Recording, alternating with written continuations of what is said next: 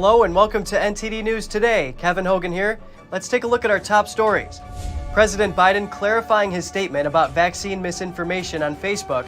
He says that Facebook isn't killing people, but calls on the tech giant to take action against the alleged misinformation.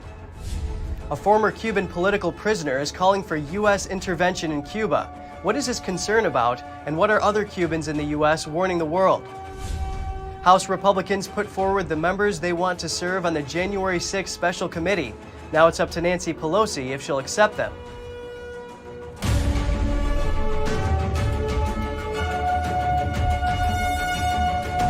A former Cuban political prisoner is joining activists to call for U.S. intervention in Cuba. Human rights groups say the Cuban regime has arrested hundreds of protesters. He says they'll release high-profile people, but he's worried about what will happen to regular citizens. NTD's Jessica Beatty has the story. Cuban graffiti artist Danilo Maldonado spent most of 2015 in a Cuban prison for a piece of performance art. He was only released after a hunger strike and Amnesty International intervened. A prison in Cuba is the worst thing you can imagine. Even after all the times I was in and out of jail, I never had a trial. I was never prosecuted. For the past 3 years, he's lived in Miami. Standing in front of the White House, Maldonado says he's concerned about Havana's crackdown on protesters, who are mostly regular citizens who aren't famous. They will manage the artists and release them, but there are a bunch of names of anonymous people who have been imprisoned and are serving time, and they've been abandoned there. He says now is the time for the U.S. to get tough with a clear response. And others echoed his call for action, including former Marine Gianni Leva. We want freedom. We want the American government to unite with other governments and intervene and say enough is enough. I'm a U.S. Marine. I would die for United States of America, but I'm willing to die for that country that gave me birth. Another demonstrator says the Cuban people need outside help because they don't have any weapons.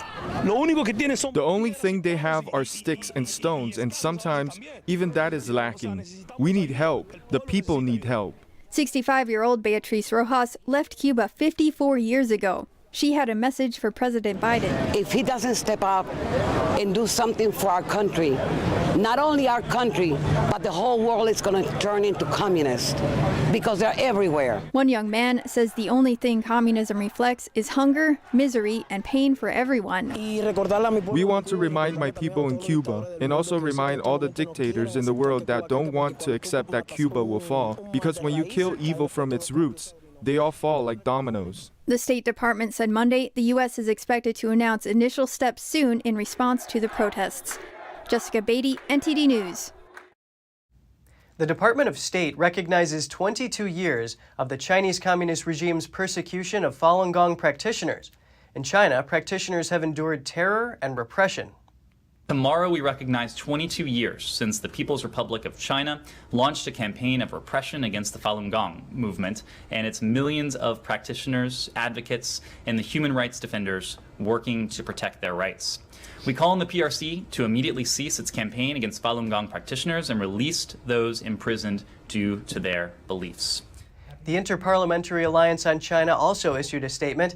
The international group of lawmakers mentioned reports of forced organ harvesting by the Chinese regime towards Falun Gong practitioners and prisoners of conscience. The group says states must stop the barbaric trade in organs obtained forcibly, and that the Chinese regime must be held accountable for its human rights record. A teacher is working to collect the names of U.S. citizens and residents missing in Cuba.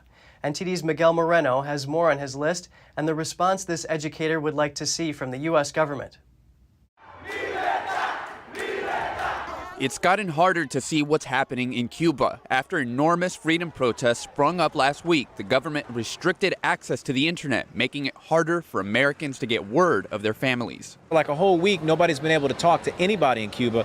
Jonathan Copel, a Louisiana teacher, took it upon himself to collect a list of U.S. citizens and residents who've gone missing on the island. He has sent the list to U.S. officials like Senator Marco Rubio. Coppola says he hopes this can get the U.S. government to intervene. I really believe the Cubans are suffering. The videos are out there. There's no doubt about it. There's torture happening. They got abuelitas, which are grandmas, talking about how their nephews and grandchildren and sons have been tortured, eyes pulled out, teeth pulled out. Yeah, we need to help them. We have to. But I'm thinking maybe the U.S. can't turn a blind eye if now they find out that we have United States citizens in Cuba. We've contacted several people on the list, and most of them told us they've located their relatives. 2 contacts said their relatives, both of which are U.S. residents, have been in jail since Sunday, both arrested during a protest. They say Cuban authorities prohibit them from speaking with or seeing them. Coppola has created a form linked to his Instagram that people can fill out to report missing Americans and U.S. residents in Cuba. Miguel Moreno, NTD News. The president clarified the statement he made last week when he said they're killing people. That was his response to a question about COVID misinformation on Facebook. He says Facebook isn't killing people, but he hopes they'll do something about vaccine misinformation. What's your message to platforms like Facebook? They're killing people. Biden on Monday walked back his criticism of Facebook and other social media companies. He had said the tech giants were killing people for allowing the spread of alleged misinformation surrounding vaccines. You said last week that companies and platforms like Facebook are killing people. Facebook isn't killing people. These 12 people are out there giving misinformation. Anyone listening to it is getting hurt by it. It's killing people. It's bad information. He referenced a study that said a dozen accounts on Facebook are mainly responsible for the spread of COVID misinformation on the platform. Biden attempted to qualify his statement. My hope is that Facebook, instead of taking it personally that somehow I'm saying Facebook is killing people, that they would do something about the misinformation, the outrageous misinformation about the vaccine. That's what I meant. Over the weekend, Facebook had defended its approach, saying over 2 billion people have viewed authoritative information on COVID-19 and vaccines on its platform. The Biden administration this month ramped up its rhetoric around vaccines after it missed its July 4th deadline to have 70% of Americans vaccinated. Inaccurate information. Last week, Press Secretary Jen Psaki said people who post alleged misinformation on Facebook should be banned on that platform, as well as others.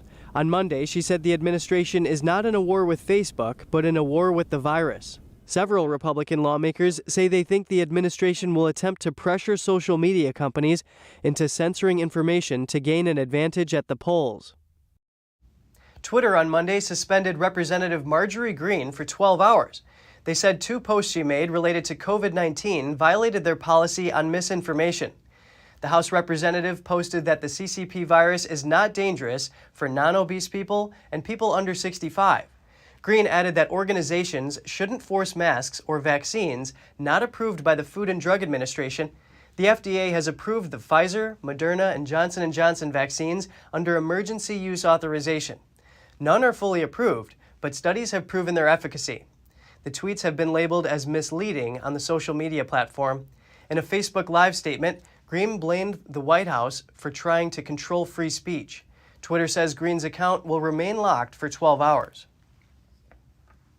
Republicans in the House nominated 5 of their members to serve on the special committee investigating January 6th. Based on the committee rules, Nancy Pelosi can decide if she'll accept those nominees. NTD's Colin Fredrickson has the story. House Minority Leader Kevin McCarthy nominated 5 Republicans to serve on the special House committee investigating the events on January 6th at the Capitol. He tapped Representative Jim Banks to lead the group. Banks released a statement saying, "I have accepted Leader McCarthy's appointment to this committee because we need leaders who will force the Democrats and the media to answer questions so far ignored. Among them, why was the Capitol unprepared and vulnerable to attack on January 6th? McCarthy also chose Representative Jim Jordan. Jordan says Democrats formed the committee to vilify former President Trump again. We know what this is about. This is about going after President Trump. Republicans opposed forming the special committee. They say other House committees are already investigating. House Speaker Nancy Pelosi already chose Republican Liz Cheney to serve on the committee. Cheney has repeatedly blasted Trump for questioning the election results and causing the January 6th Capitol breach. She says January 6th was the most serious attack on the Capitol since 1814, so it has to be investigated, and that our oath to the Constitution, our commitment to the rule of law, and the preservation of the peaceful transfer of power must always be above partisan politics. McCarthy also nominated Representatives Rodney Davis, Kelly Armstrong, and Troy Nehls. Pelosi has already decided on 8 of the 13 members. She can choose to reject McCarthy's nominations. The committee will hold its first hearing on July 27th. Colin Fredrickson, NTD News. The White House is working to close the Guantanamo Bay detention camp and transfer detainees.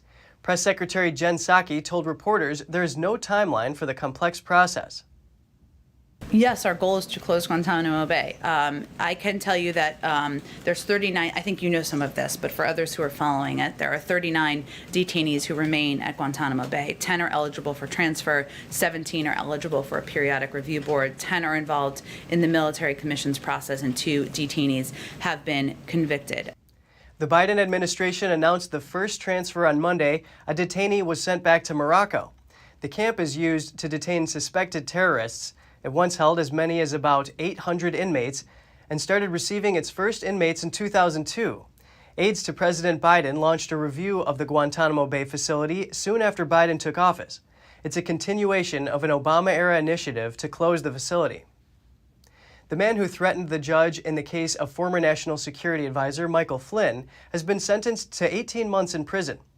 Frank Caparuso of Long Island, New York, left a threatening voicemail last year for U.S. District Judge Emmett G. Sullivan. He also threatened the court staff and demanded the judge back out of the case. Caparuso was arrested last August and pleaded guilty in April as part of a deal with prosecutors. Caparuso claims he was drunk when he left the voicemail. His sentence was handed down by U.S. District Judge Trevor McFadden, a Donald Trump appointee and colleague of the judge who was threatened. The launch of Blue Origin's rocket marks big news for one small town in Texas. As space exploration heats up, residents there are expecting more local tourism. Space exploration has become a booming business. For one small town near aerospace company Blue Origin's rocket launch site, it means a new surge of local tourism. Once a desolate desert ranch, Van Horn sits neatly at the foot of the Guadalupe Mountains in far west Texas. With the sprawling spaceport of Blue Origin only some 25 miles away, residents are expecting more visitors, keen to catch a glimpse of the company's rockets. People are excited. We're excited. It's a big deal for a small community. It puts your community on the map. Van Horn sprouted up in the late 1800s during the construction of the Texas and Pacific Railway. It's now mostly an overnight stop for travelers along the cross-country highway, Interstate 10. Big Bend National Park in the Guadalupe Mountains and Carlsbad Caverns in New Mexico are both within easy reach of the town, making it an ideal pit stop for visitors. The town's mayor is hopeful for more frequent Blue Origin launches amid the company's growing success. My vision is that they build some type of viewing site out near the Blue Origin launch site where people will be able to go, whether they sell tickets or however they do it, but make it be to where the public can come and see the launch, to where they'll come and stay in Van Horn and stay in our hotels, eat in our restaurants, stay an extra day, go see the things that we have around town. As for Blue Origin's impact on the town, locals are voicing mixed reactions. While the company's employees have been working at the facility since about 2005, they've only begun to integrate into the community. After foreigners were banned from Canada for nearly 16 months, the country is finally opening its borders. Canada will open its borders to vaccinated Americans starting August 9th. Fully vaccinated citizens and permanent U.S. residents will be allowed. International travelers can enter starting September 7th.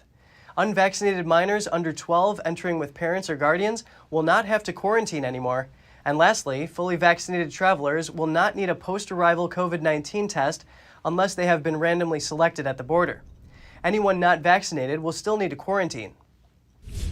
Just ahead, the Virginia Parent-Teacher Association Vice President resigns after controversial comments, but she says her words were not aimed at any particular group of people. And nursing homes and other assisted care facilities are forced to adapt as the pandemic fades. A new facility opens in Manhattan with features designed to combat the pandemic and other viruses. Find out more here on NTD News.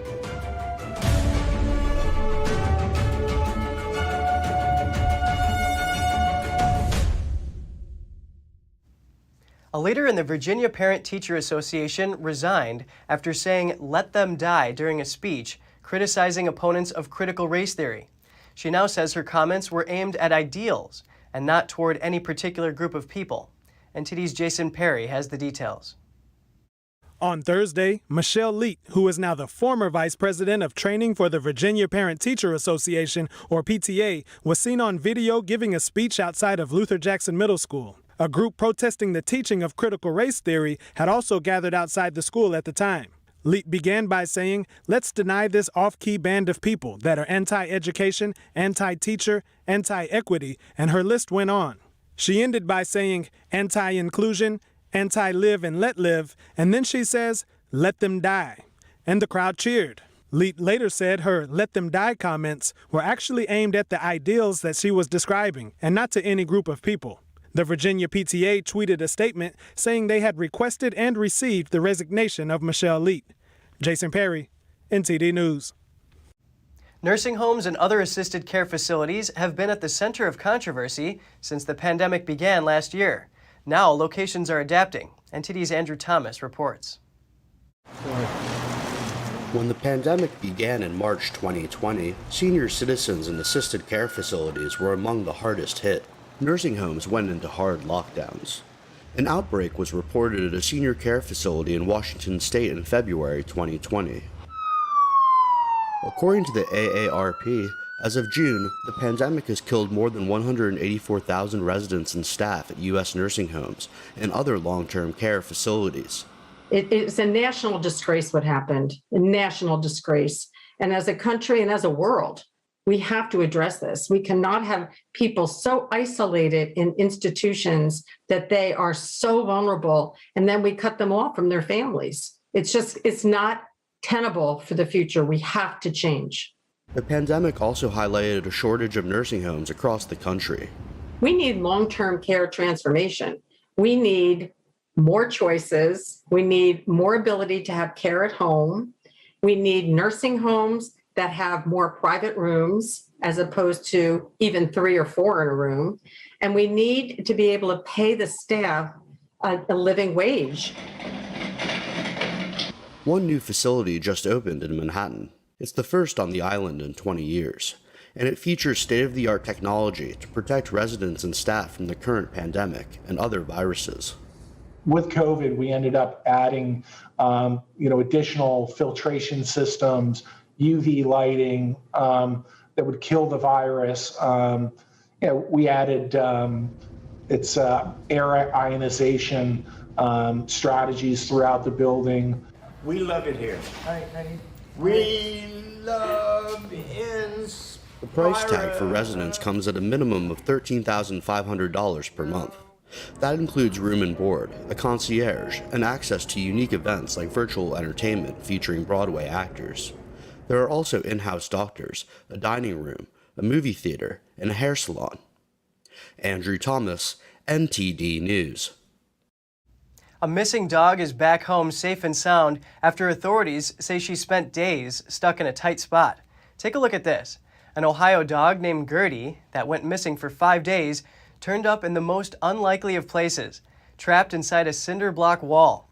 Authorities say Gertie fell through the roof of an old garage and became wedged behind the cinder block sealed wall. Ohio fire officials responded and cut Gertie free using power saws and a sledgehammer, and then reunited her with her owner.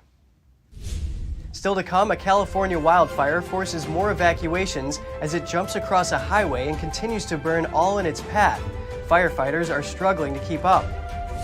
And a retired U.S. Major General shares his stories and thoughts on why Chinese-American veterans who served in World War II should be remembered. All that and more in just a moment.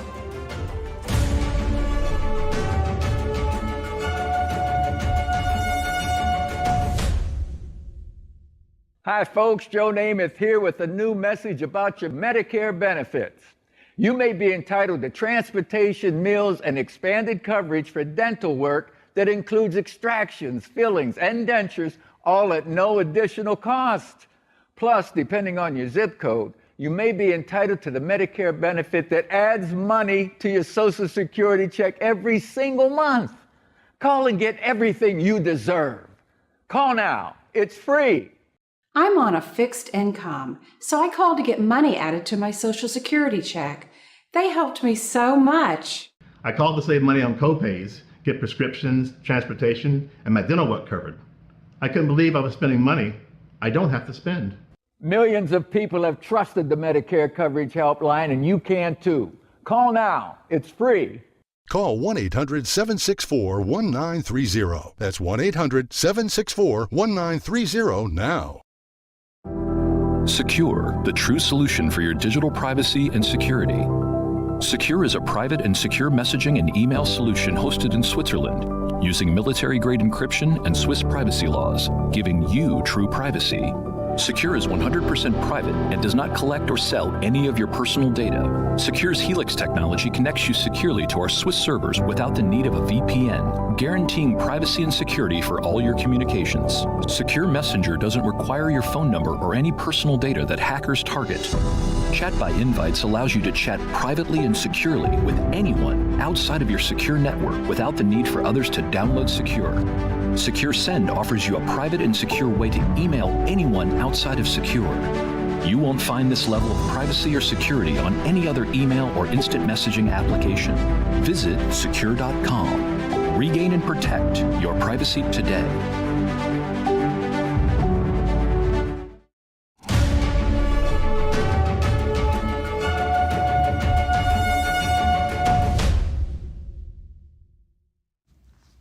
Ford has recalled hundreds of thousands of vehicles. The car maker announced Friday that it's recalling 775,000 Ford Explorer SUVs. The move comes after reports of 6 injuries related to steering issues in the U.S. The recall applies to 2013 through 2017 models of the Explorer. Ford indicated that wintry weather could be a particular concern for the impacted Explorers, especially in areas where there is a combination of cold weather, high humidity, and significant road salt use. Ford also recalled nearly 35,000 2020 and 2021 F-350 Super Duty trucks and more than 40,000 2020 and 2021 Lincoln Aviators. Issues with those cars have not led to any injuries. In California, a growing wildfire jumped a highway and led officials to issue more evacuation orders and close a popular hiking trail. An extreme bike ride was also canceled. Lightning set off the Tamarack fire on July 4th. It has burned about 36 square miles of dry brush and timber so far and destroyed at least 2 structures. Hundreds of people are forced to leave their homes after several small towns in nearby areas ordered mandatory evacuations. Extreme dry conditions and heat waves are sweeping the region. Firefighters say wildfires are harder to control now, with conditions more typical of late summer or fall. The Forest Service says at least 17 major fires are burning in the Pacific Northwest. At the start of World War II, 20,000 Chinese Americans served in the U.S. Armed Forces despite nationwide anti-Chinese sentiment at the time. Major General William Chen tells NTD why it's important to honor Chinese American veterans. Who are we? We are American officers. And so everybody should be looked at as Americans, treated like Americans, working as Americans, and so there shouldn't be any difference.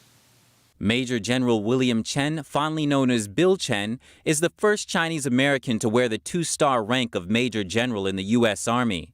During his 32 years of active duty, he experienced the Cuban Missile Crisis while serving in air defense and participated in multiple overseas combat tours, including in Vietnam and Laos. He is also a main advocate for a Congressional Gold Medal to be awarded to the Chinese American veterans who fought in the U.S. Army during World War II.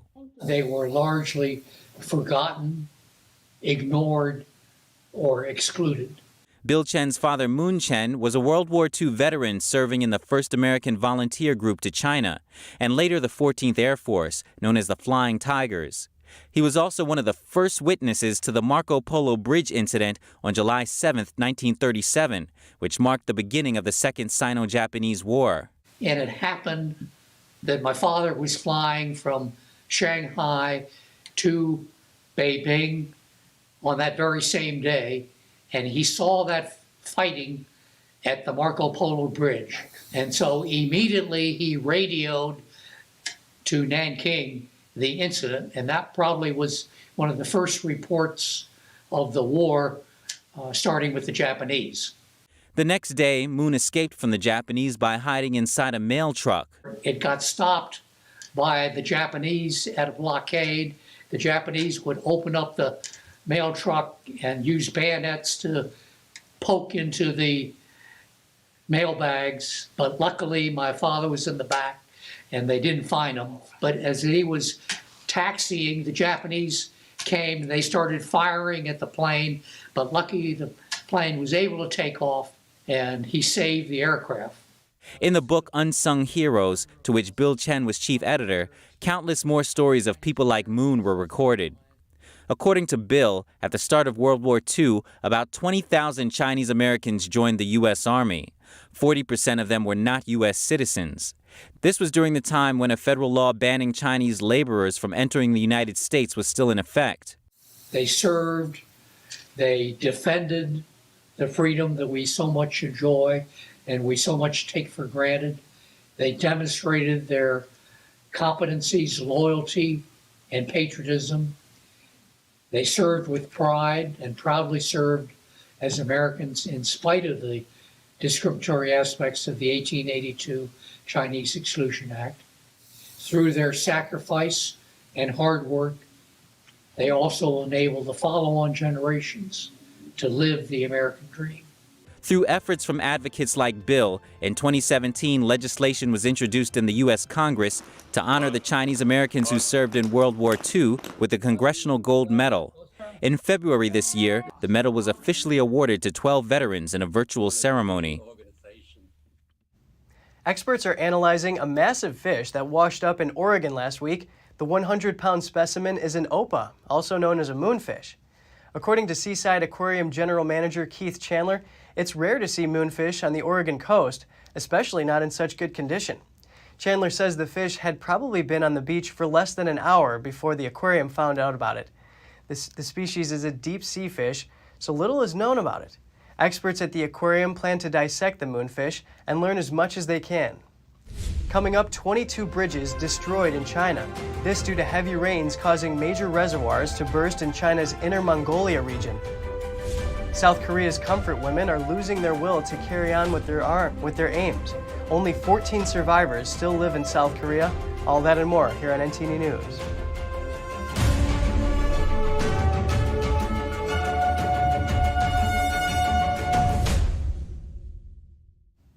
Heavy rains are hitting China's Inner Mongolia region. Areas with the most downpour saw nearly 9 inches of average rainfall. The rain caused 2 major reservoirs to burst, flooding over 50,000 acres of farmland. NTD's Tiffany Meyer has more on the story. 2 major reservoirs have burst in China's Inner Mongolia region. Heavy rains led to the structure's failure, destroying 22 bridges. Authorities have since issued an emergency response.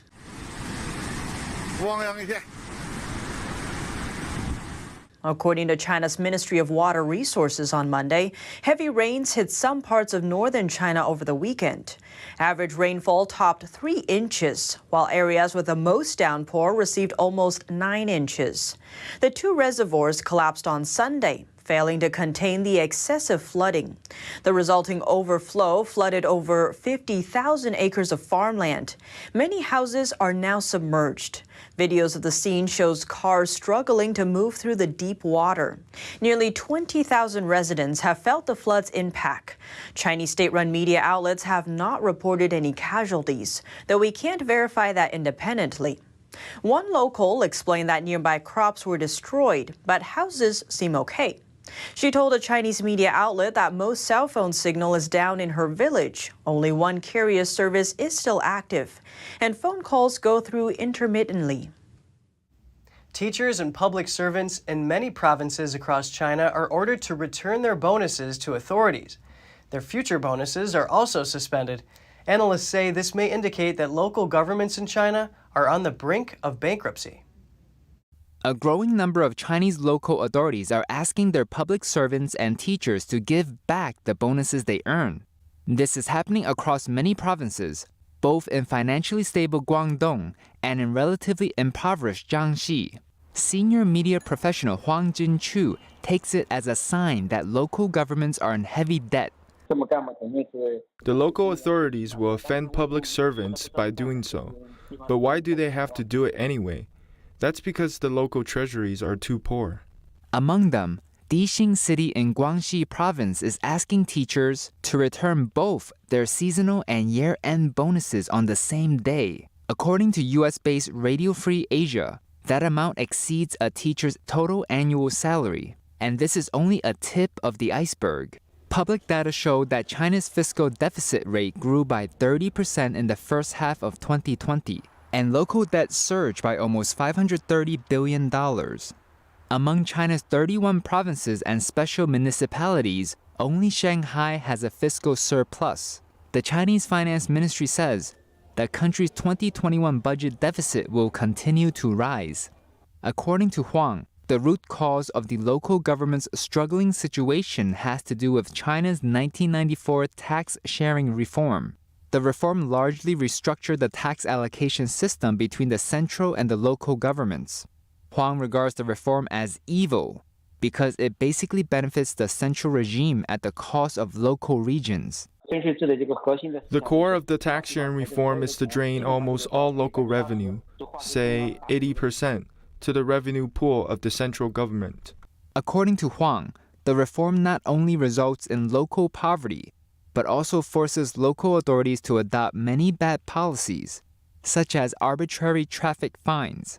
That's because they have to collect local revenue through other means.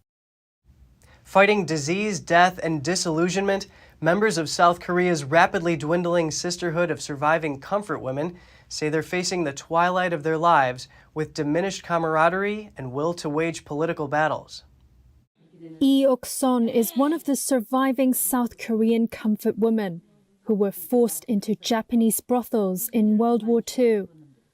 Fighting disease, death, and disillusionment, this group of women say they are facing the twilight of their lives. They have lobbied for compensation and apologies from the Japanese government for years. But they say the will to wage political battles is dying down. Yi is 91 and has been bedridden for years. She was forcibly taken to the brothels aged 16. I just wish I could live in peace for one single day. Only 14 of the 240 registered survivors are still alive in South Korea. Some historians estimate up to 200,000 Korean girls and women were forced to provide sex to Japanese troops during the colonial era, sometimes under the pretext of employment or to pay off a relative's debt. After over 8 decades, Kang Il-chul still fights back tears when she remembers her past. They treated Koreans worse than dogs. They kicked and beat me up. There are still scars here. The issue of comfort women has been a fixture of South Korean politics and diplomatic relations between Seoul and Tokyo since 1991, when Kim Hak-son first came forward to publicly testify her experience. Under a 2015 deal, Tokyo issued an official apology and provided $9.3 million to a fund that helps comfort women victims, with both sides promising to irreversibly end the dispute. But South Korea effectively backed out of the deal after some victims said they had been overlooked. One major organization that advocated for the women was brought down by a corruption scandal last year. And in April, a South Korean court dismissed a case some of the women brought against Tokyo. But for prominent activist and victim 92-year-old Lee Yong-soo, the fight is not over. I am determined not to die before I resolve this. I need to be alive as much as 200 years to resolve this. Japan's Ministry of Foreign Affairs did not immediately respond to requests for comment. Next, the European Space Agency makes final preparations for the launch of a new satellite. The spacecraft is set to launch from French Guiana later this month. And one Tunisian woman says she's been fishing in the Mediterranean for nearly 60 years. For her, the sea isn't just her workplace, but her closest companion. Stay tuned to find out more.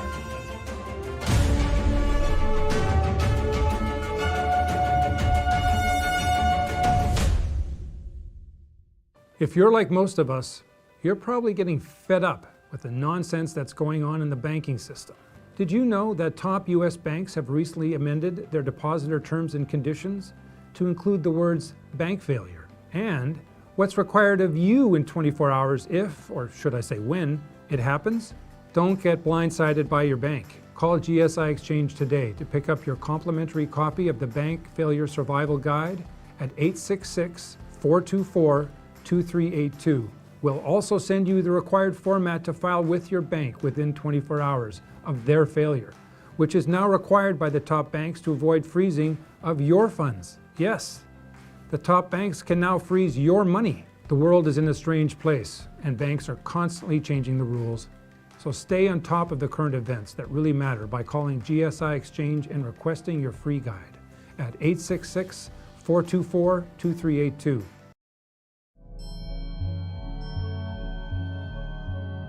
Peace comes from within.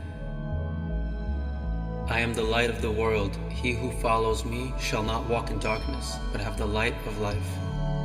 The human body is the temple of God, and religion is the experience of God within yourself. Are you ready to discover the truth within yourself? Book an appointment now at divinelight.com. Okay, Dad. 1, 2, 3.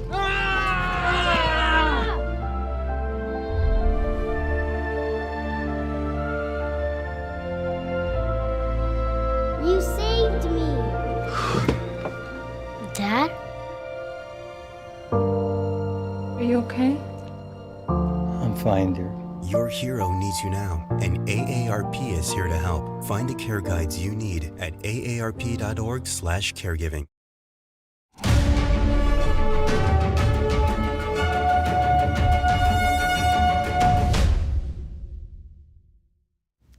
It seems NASA astronauts at the International Space Station are just like the rest of us who've discovered our green thumbs during the pandemic. The astronauts are currently growing red and green chili peppers in space. The astronaut who helped grow outrageous red romaine lettuce in space in 2016 planted the 48 seeds into a plant growing facility. Then a team with the Kennedy Space Center put those seeds in a device called a science carrier. The peppers should be ready for harvest in about 3.5 months. If you're wondering why peppers, a NASA official says crew members may prefer spicy or seasoned foods because they can temporarily lose their sense of taste or smell in orbit. Europe's space agency says it will soon launch a new reprogrammable telecom satellite into orbit. New technology will let controllers change the frequency, power, and direction of beams being broadcast down to Earth. NTD's Andrew Thomas reports. In an Airbus clean room in Toulouse, France, telecommunications satellite Quantum goes through its final tests. The new spacecraft is set to journey into orbit later this month from Europe's spaceport in Kourou, French Guiana. Compared to traditional satellites, Quantum will let controllers respond to changing demands back on Earth during its expected 15-year lifespan. Traditionally, our customers are asking for missions that are fixed missions with a fixed coverage. In the case of Quantum, all the missions will be adaptive in orbit with the full flexibility that is offering, being able to adapt a change in the market, a change in their customers, a change in their orbital positions for grabbing new businesses, for instance. The satellite was developed by the European Space Agency in partnership with European satellite operator Eutelsat and aerospace giant Airbus. So it offers a real asset, a real value to our customers on the overall lifetime of the satellite, not just for a mission, but for the complete life of the satellite. Experts say the satellite can be quickly reconfigured for new missions.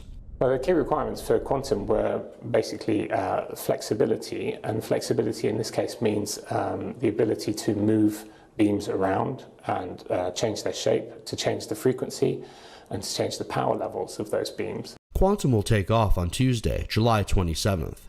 After launch, it should start service in October.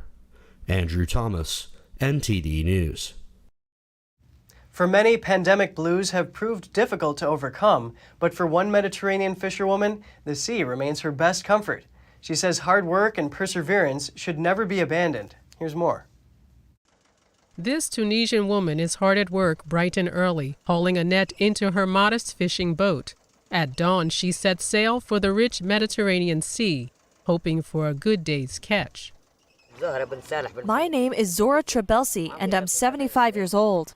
I've been working in the sea since I was 16 years old. She lives in a coastal town over 40 miles east of Tunisia's capital, Tunis. A widow and mother to 8 children, she's the only woman working among dozens of fishermen. She worked to assist her father and later her ailing husband. The fisherwoman's trade is not an easy one. Fishing 8 hours every day yields just enough to make ends meet. But for herself, fishing isn't simply a source of income.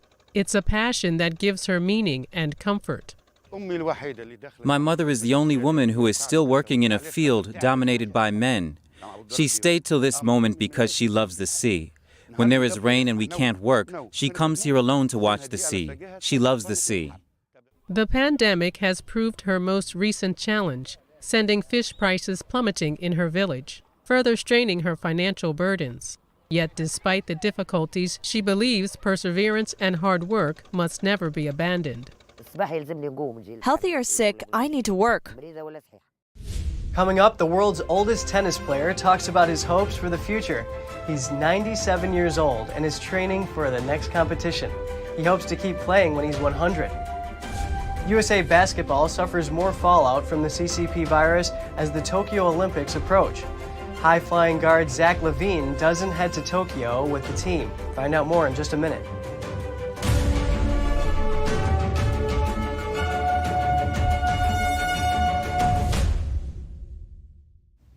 The world's oldest tennis player is training hard for his next competition later this year. He says he hopes he can still play the game he loves when he turns 100, and he's only got a few years to go. At 97 years old, Leonid Stanislavski holds the Guinness World Record as the oldest tennis player. And he's showing all of us that no one is too old to play tennis. It is an elegant type of sport. It is good physical exercise. It is a beautiful game. And there is one more thing about tennis. You can play no matter what age you are. He points out that some of the best tennis players in the world are in their 30s or close to 40 years old. Novak Djokovic is 37 years old and he's already won 3 major championships this year. Roger Federer is turning 40 next month and he's ranked 9th in the world. Stanislavski himself is training hard for the 2021 Super Seniors World Championship. He's outplayed younger competition before in European and World Championship matches for seniors. This year, the International Tennis Federation added a 90 and over age group at his request. He says his routine hasn't changed no matter how old he is. He starts each day with gymnastics, push-ups, and pull-ups, and he still enjoys swimming and skiing. He says he hopes to live longer and stay active. My dream is not simply to live up to 100 years old, but to remain active and at least be able to play tennis. I probably won't be a strong tennis player anymore, but I want to play even if not with much strength. Stanislavski says he thanks God for every day he's alive. Don Ma, NTD News. Team USA basketball guard Zach Lavine has entered health and safety protocols and did not fly to Tokyo on Monday. He is the latest member of USA basketball to be affected by the CCP virus. Lavine played strong in the 4 exhibition games ahead of the Tokyo Olympics. He was 3rd on the team with an average of 43 points per game. USA basketball hopes he can join them in Tokyo later this week. The team will begin preliminary rounds of play with a July 25th game against France. Team USA already lost guard Bradley Beal due to virus health and safety protocols. Forward Kevin Love had to withdraw because of a calf injury. And on the USA women's side, key player Katie Lou Samuelson announced on Instagram that she will miss the Olympic Games after testing positive for COVID-19. Championship sprinter Usain Bolt says advances in spike technology that help athletes run faster are laughable, and that the new shoes give an unfair advantage over athletes who don't wear them. When I was told about it, I couldn't believe that this is what we have gone to, you know what I mean, that we are really adjusting the spikes to a level where now it's giving us advance to run even faster. And for me, it's weird to know, you understand, and I think it's unfair for all of the athletes because I know that in the past they actually tried and people said, no, we can't change the spikes. To know that now they're actually doing it, it's laughable, but it's just one of those things. The 100 and 200 meter world record holder competed in Puma spikes throughout his career. American Trayvon Bromell is the favorite to take Bolt's 100-meter title at the Tokyo Olympics. He is the fastest in the world this year with 9.77 seconds. But Bromell is not convinced the spikes are having a significant impact on his speed. He says there is not enough data to show a difference. Bromell runs for a New Balance and so wears New Balance spikes, but Nike leads the pack with the new spike technology. Next, let's look at health and wellness. People struggling with depression may be overlooking a major contributor, the food in their fridge or pantry.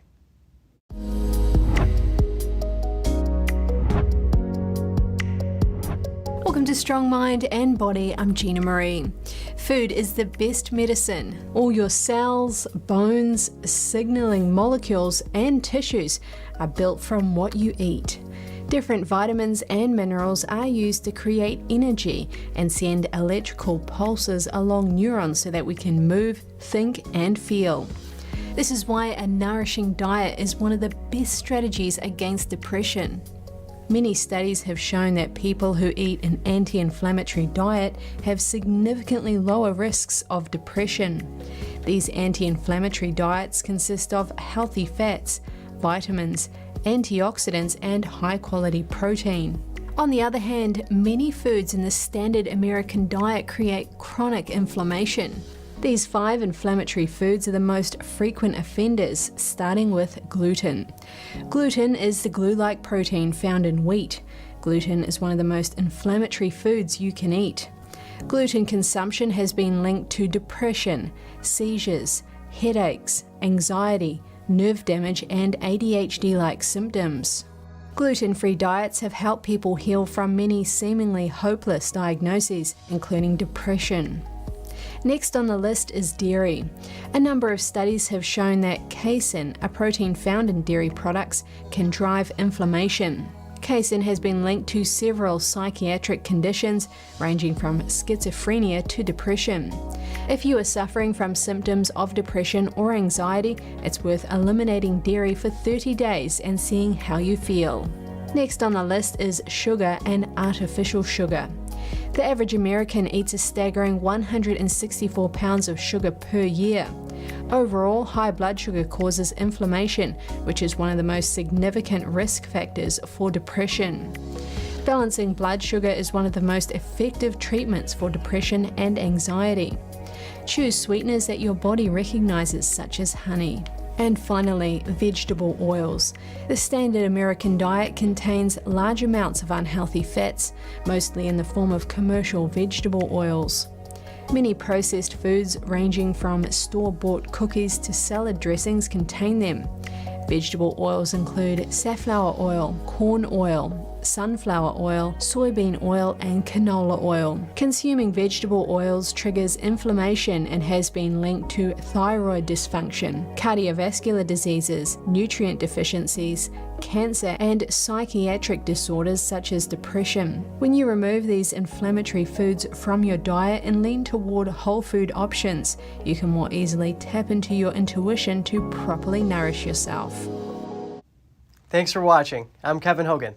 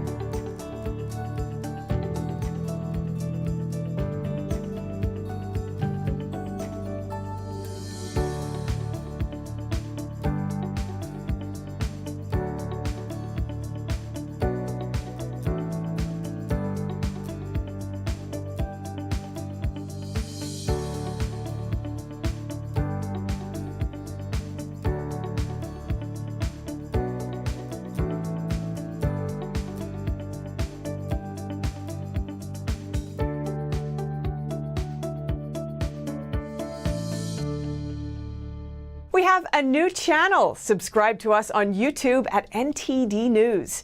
Get the highlights of our news broadcast and the most important headlines that we curate especially for you. Don't let YouTube decide what information you get. That's your choice. YouTube is deleting our videos and cuts you off from a source of honest reporting. Make sure you don't lose access to NTD's news content, and take a quick moment to subscribe to our newsletter so no matter what happens here, you'll keep your access to a trustworthy news source.